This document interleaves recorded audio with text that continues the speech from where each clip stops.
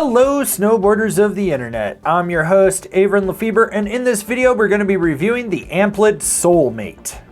This board features Amplid's directional cruise camber, which is an early rise rocker in the nose, then a mellow traditional camber throughout the rest of the board.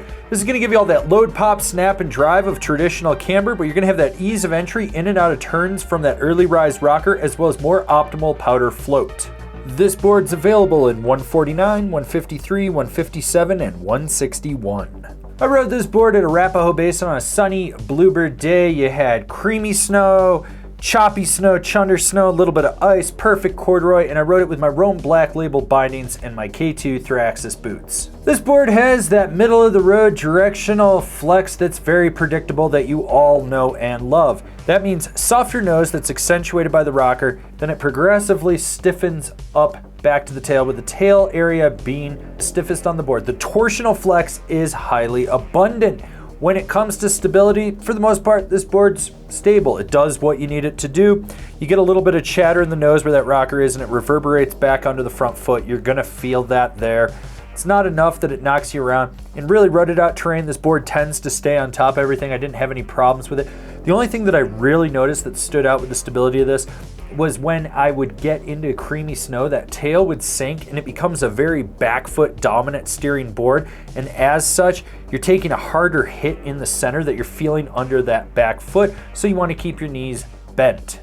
With the camber profile on this board being very mellow, it feels like a well broken in board. You don't get a lot of rebound out of it, which kind of sacrifices some of the snap, but it's still got okay pop. If you load it up, you really roll back on the tail, you really spring off of it, you're gonna get in the air. It's not the snappiest thing out there, but hitting a side hit, ollieing over a slow sign, popping off a cat track gap, you're not gonna have any problems with it.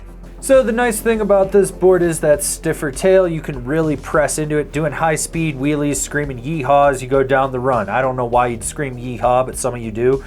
And so this board facilitates that. The nose is the softest section of the board, and you do have that elongated rocker out there, so when you pop a 180, you can really lock in. It will hold that press until you want to disengage, and when you disengage, there isn't a lot of fight to it, so don't expect a lot of rebound, like it's going to pop you back around, and then you're going to have to land.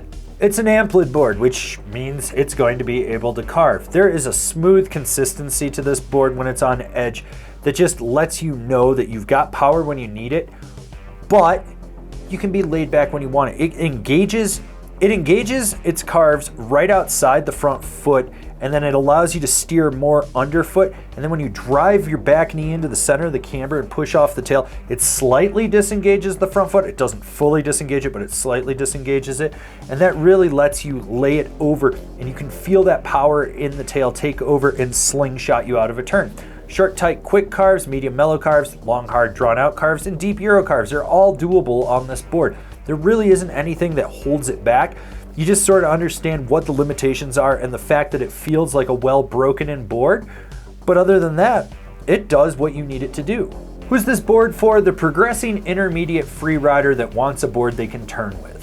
For the most part, when I hop on an Amplid, I am very happy with how it's going to ride. It's got great technology, the side cut's dialed, the flex pattern's dialed. It just has a smooth consistency to it. This board's no different. It feels like a cross between the Singular and the Holy Grail for a more casual rider. You don't have to be on top of it, you can be laid back, but when you do push it, it doesn't fold underneath you.